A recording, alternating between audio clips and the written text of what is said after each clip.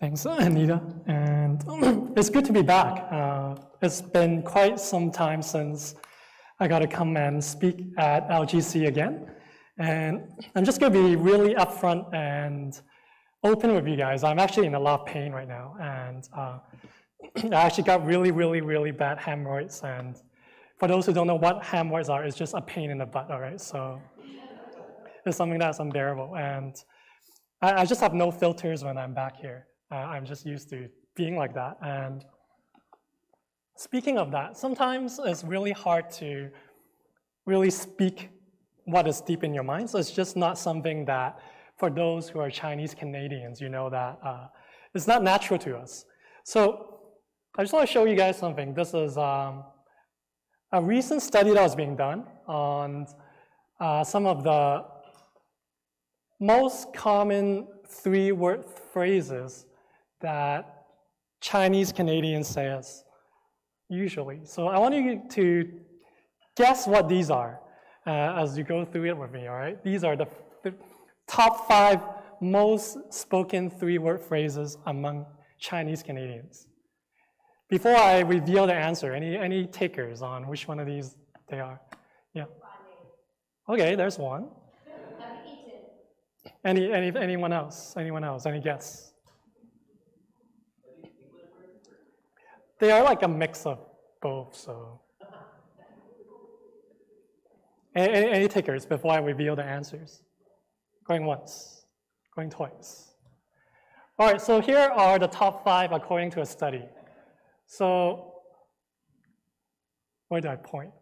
Okay, so first one is, are you sure? I think we asked that a lot, like, are you sure this is real? This is legit? And here's the 4th one, si dan la, or whatever. In the actual translation, it means do whatever you want. And this is really common, especially when you go to a restaurant and people ask, like, what do you want to eat? They would always say this, right? So the 3rd one, is it free? It's really common. We always ask that before we take anything. Is it free, right? And the 2nd one is, how are you? Because they don't know what else to say, so usually just say, how are you? So before I go to the top one, any guesses what the top one is? Nice try, Crystal. So the top one, Auntie Julie actually said earlier, is ate rice yet? There's actually a way, for those who don't know, this is a way of caring for other people, whether they ate or not, because eating is a big deal in the Chinese culture, as you know. So these are the top 5 phrases that Chinese Canadians says, but I'm going to ask you the other extreme. What are the 5 least spoken three-word phrases among Chinese Canadians? So before I go into there, any guesses here? I love you, yeah. Huh? I love you yet? I'm sorry. Oh, okay. You're treading some dangerous territory there, Paul. So, especially you know what to say when Michelle offends you, right? All right. So here are the least spoken three-word phrases among Chinese Canadians, according to a study.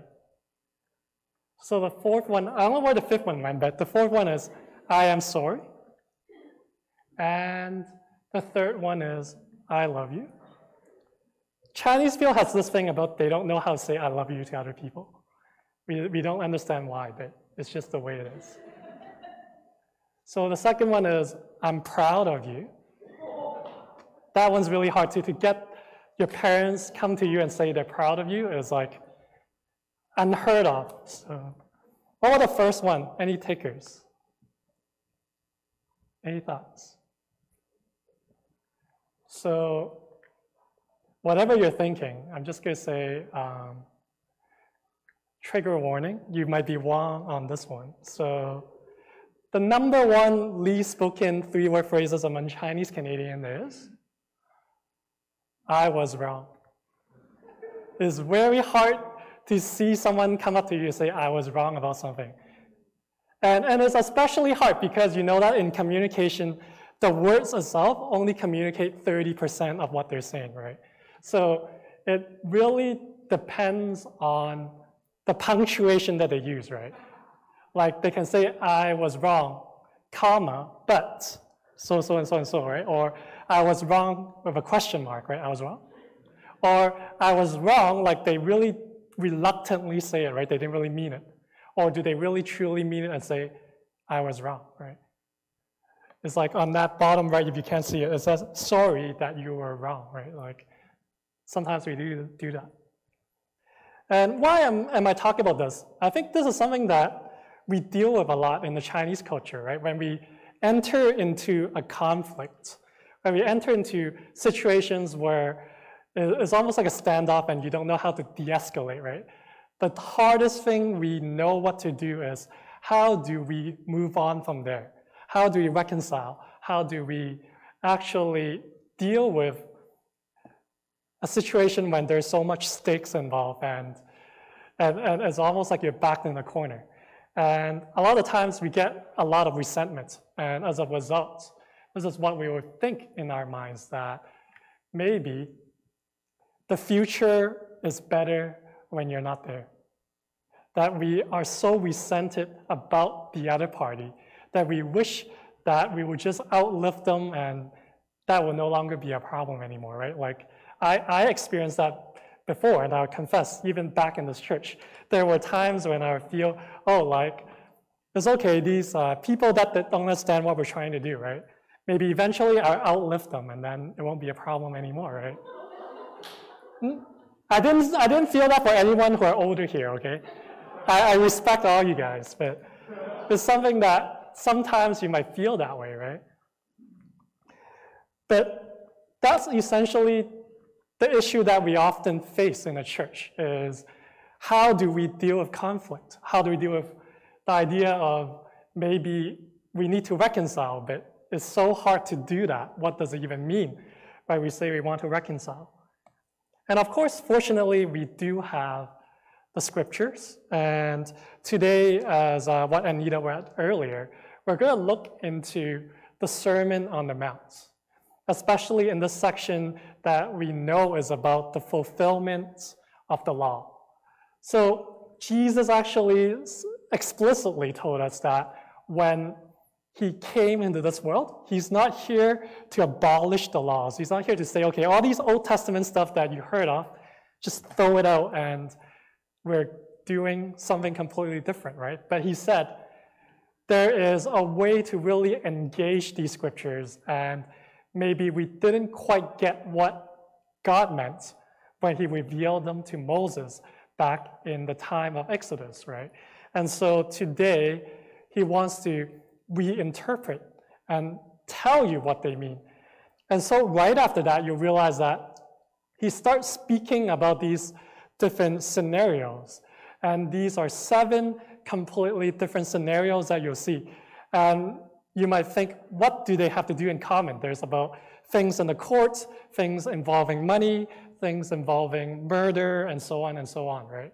But the most important part you see that ties all these issues together is these are all relational fractures as a result of something being done from one party to another. These are all things that someone has done that for the greater society or for the person being offended, they, according to the law, had all the right to inflict some sort of a harm or equal retribution to these parties. But God would say, you might hear about the law this way, but this is what you're supposed to do instead, right? And so today I want to focus on the first one, which deals with, on surface, it talks about murder, but really, Jesus is actually talking about something else. It's beyond the idea of murder. And the word that was a little odd in this passage is this word rakah, right? And this is actually not a Greek word, and this is from a colloquial Aramaic term, which is used to almost like cursing people, to say they're dumb, they're stupid, they're a fool, right? But it's not just as simple as calling dumb. In the modern understanding of this word, It's almost like you're dumb, but you're a dumb donkey, let's put it this way, for the respect of the language here. So you're a dumb donkey. So they're trying to really drive a point, right? Like to say that the things that someone does that are really bad, you actually call them out. And you might think, okay, well, doesn't sound so bad. Like it's just calling out someone's name. It's just cussing, right? How bad can it be? But you realize that in the ancient world, words actually take a lot more weight than our modern society nowadays. That there is an importance of spoken words. And you might understand this a lot better if you look into a culture today that is very similar. Any of you actually studied or listened or watched anime in Japanese? At some point, right? There's some hands up. I see Herman raising his hand. So you realize that in the Japanese language, there isn't really a specific vocabulary for swear words, but rather how they actually swear to someone is to just show disrespect in the particular method in how they communicate. They might say something that is completely mundane in our English understanding, but the way they say it carries a weight that offends the other party.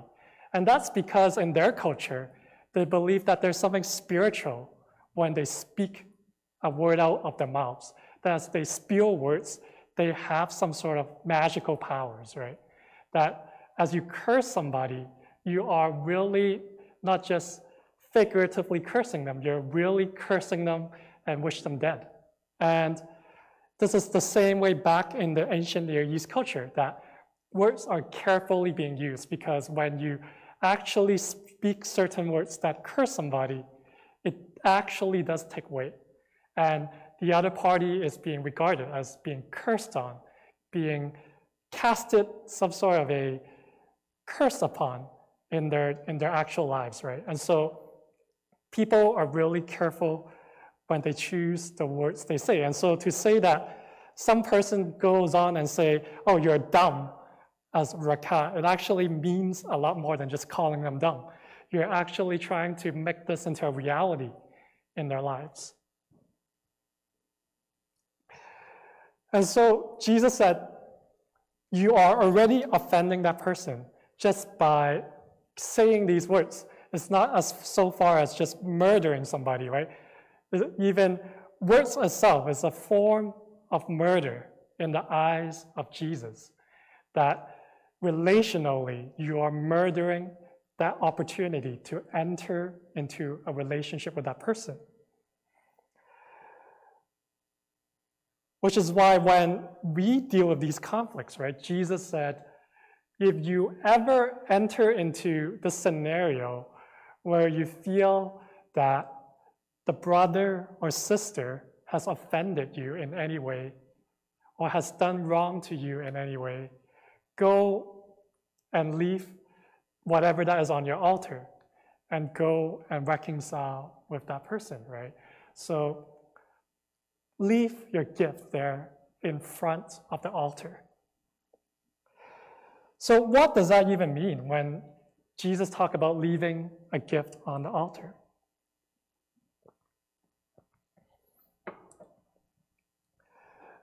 So in the ancient culture, when they go and worship God, right, it's not just, okay, like I can come empty-handed and it's all good, right? It's almost like this Chinese thing, right? I don't know if your parents have ever taught you. When you go visit other important elder people, you're supposed to bear some gifts when you go visit them, right? Like some fruits or some box of chocolate or whatever, right? If you don't do that, you're disrespectful, right? And it's in the same point when you go worship as well. Like you can't just go into the temple empty-handed when you go and worship, right? You're supposed to bring an offering to God in some form. And back in the day before the times of Jesus, right? You're supposed to, for whatever occasion, according to the Jewish laws, right? You bring different kinds of offering, where it might be actual livestock that you'll burn as an offering, or grain, or money, or whatever it may be, right? You go as a sign to worship God and also as a way to reconcile with God because of whatever sins that you have done wrong at that period since your last sacrifice, right? And so this is a regular routine, and this is a way to live out your life of worship. But Jesus says that if you actually encounter a scenario like this, and it is very specific too, right? In the context, it's not when you offended somebody. It's when somebody offended you. So I don't know if you are actually have done any wrong, but in this context, it's talking about somebody actually clearly did something wrong to you, and you haven't resolved it in your relationship. And he said, don't go and bring your offering to the altar until you sort that thing out first with that person. So instead, he tells you, right, to go and be reconciled with that person first. And if you read the New Testament, there are a few different words that are being used to translate to the word reconcile, right? And a lot of times, the choice of word it used shows the relationship of the reconciliation you're dealing with. And more often than not, it is dealing with the reconciliation between God and you. Go and reconcile with God, or now that you've been reconciled with God, go and do these things, or act and live a certain way, right? But for this particular context, this is the only chance, the only occasion that this word dialauso was actually being used in talking about reconciliation. And this is, in particular, a word used to talk about reconciliation laterally between one human being with another human being. So this isn't just about reconciling with God, but this is about when you have two people that are dealing with a conflict, go and reconcile. Go and deal with those relationships before you go back and enter into this posture of worship. So as you get to here, right, you might think, okay, well, that's easy. Like, words are often cheap, right? Like, we sometimes say words are free. And I know that in firsthand experience. I offend and piss off my wife all the time. Like, it's almost like a weekly occurrence where I would get my wife mad, and good thing she's not here today. So what happened is I would offend my wife, and then she would be upset with me, and then I would say, I'm sorry, and I'll do better next time, or I'll improve myself. And then she'll usually just say, well, words are cheap. Like, you can say it all you want, but where are the action? You need to show me that you really mean it, right? So even when we say we are sorry, or like we are wrong, right? These are just really easy things to do, because in the eyes of the other person, words don't really mean anything. At least in today's world, right? Like, we talked about words mean something back in the day, but in today's world, we can easily just keep saying, I'm sorry, but if we don't do anything about it, eventually it loses its value. And even the hardest words that we can say can mean very little. And this is where the idea of free comes in, right? Like, when something is free, people would not treat it as seriously. Well, I still remember back in the day, I forgot what we did here at LGC, where we were talking about doing some program, and at first we said, oh, let's make it free. But we realized, okay, if we make it free, people are not gonna come, because there's no commitment whatsoever, right? They're like, oh, like, it's free anyways. I can choose to come today and not come the next weekend. It's no big deal, because there's no stakes involved. And then we changed our method. We were trying to be strategic about it, and we said, why if we just put a deposit in there and say, okay, you have to pay $50. And if you attend the whole thing, or most of it, well, you'll get the $50 back. And when we do it that way, people are actually more willing to come, because they realize that, oh, like, I don't want to lose my $50. Like, I'm Chinese, like, I don't want to lose money for no reason, right? So they would actually come and attend and fulfill their obligation, right? And so when things are free, there is no sense of stake and commitment involved. And this is kind of the danger that we're sometimes in when we talk about reconciliation, that words sometimes have no meaning. So instead, right, there is more than just saying these words when we go and say we are wrong, when we engage in the act of reconciliation. There is an element of being vulnerable. There's an element of needing to feel that we are putting ourselves at stake in this, that there is a chance that we'll get offended. There's a chance that we are basically coming into this situation naked without our armor, and someone might reject us and we might feel ridiculed or belittled, or there might be a chance that we might actually come in and the other person would just offend me even further. And so there is always this discomfort. We don't want to be vulnerable because we don't want to get hurt. But of course we know through the Sermon on the Mount especially, if you look further in this passage, right, that good is not always safe, right? Doing the good thing is never about doing the safe thing. That to do good, as God has instructed us, requires us taking risk, requires us being vulnerable, requires us having a chance that we could get offended, right? And if you have gotten to some point in your life further in your walk, right, you realize that there's a saying that being mature is when you do the good thing even if you don't want to do it. Maturity is doing the right thing even if your heart tells you that you don't want to do it. And so this is that road to maturity in your spiritual life, right? To be vulnerable, to be taking that extra step. And as you read further on in the Sermon on the Mount, you realize that all these teaching that we talked about that are really famous, right? The golden rule about loving the other person, about being slapped on your left cheek and your right cheek, or taking that extra mile when you're supposed to actually walk that mile for the soldier, right? Like, it's about being vulnerable. It's about taking a state that you might be exploited for the sake of living out that true gospel of humility and love. Some pretty crazy stuff. And as I think about this reminds me of something that has been a trend in the recent months. And I was reading an article earlier on Asian American culture. And there's this phenomenon that is called the Millennial Parent Apology Fantasy. The Millennial Parent Apology Fantasy. Sounds really academic, but it's actually not. So some of you might have watched one of these movies at some point in your life. That was out recently.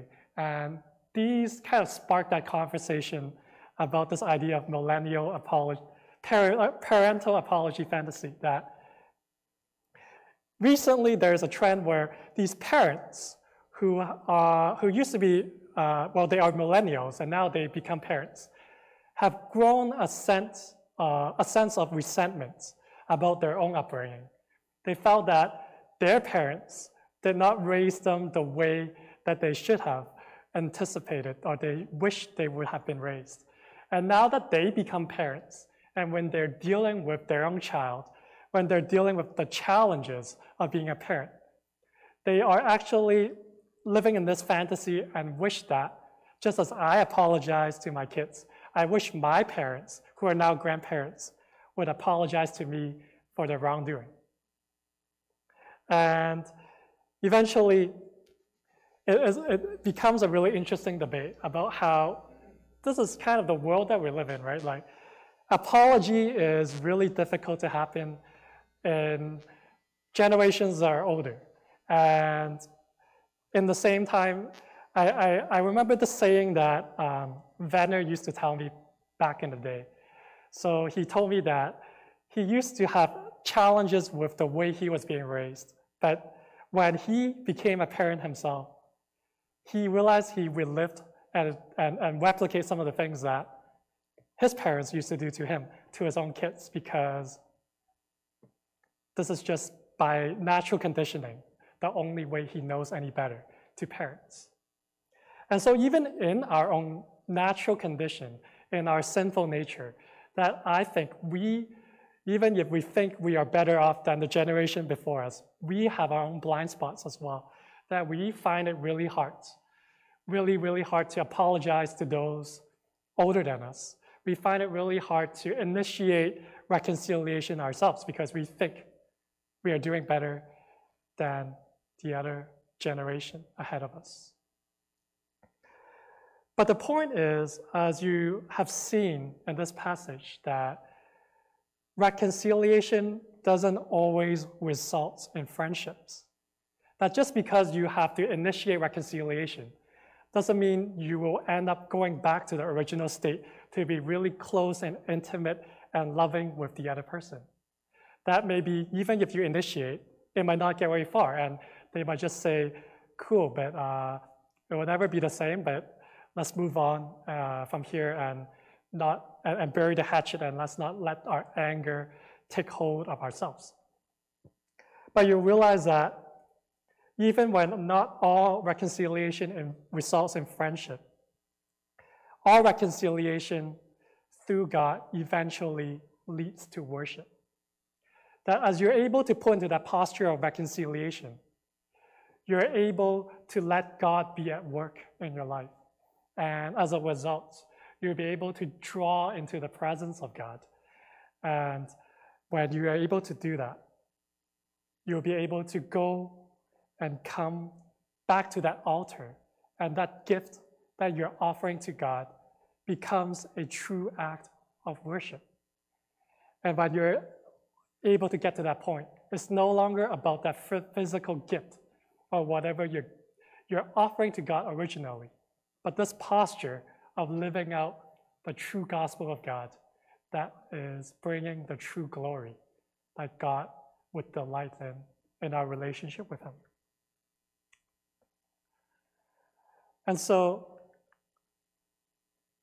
I don't know why this thing is always a struggle to continue on.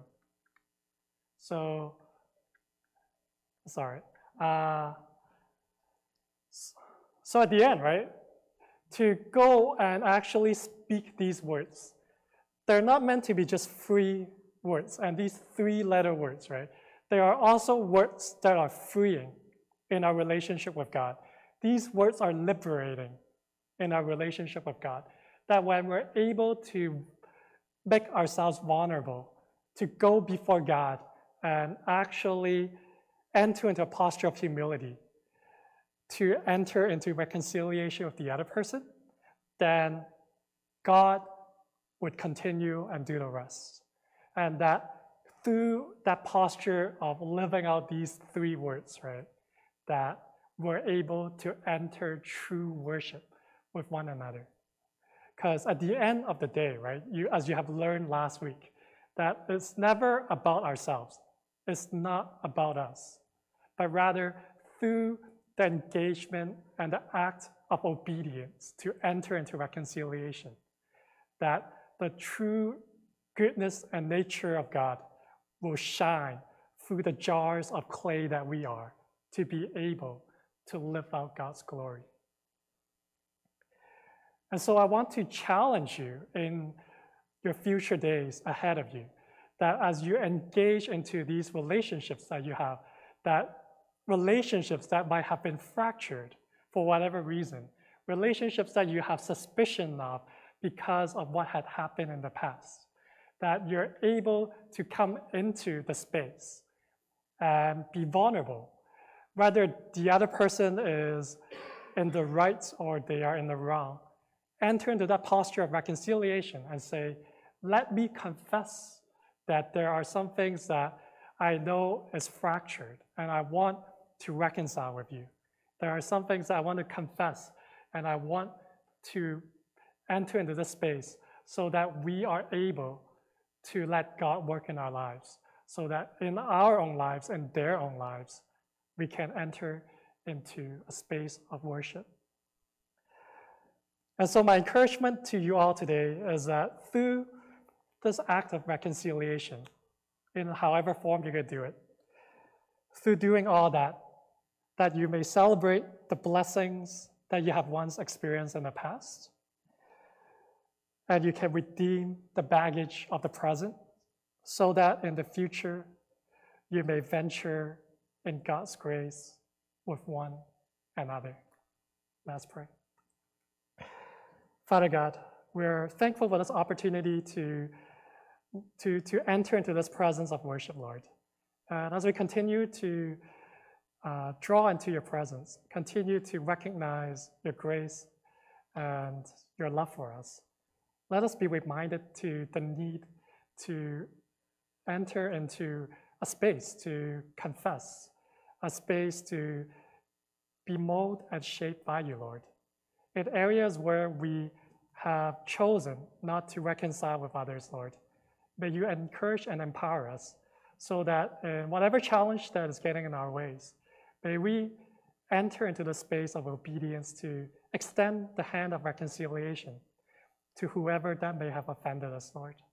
And as we do that, may we also be able to recognize your work in our lives so that through this act, we're able to enter into the space of worship so that we can glorify you, so that we can let your light and glory shine through us, Lord God. We give thanks for this opportunity, and may you continue to be magnified this morning. Pray all these in your Son's precious name. Amen.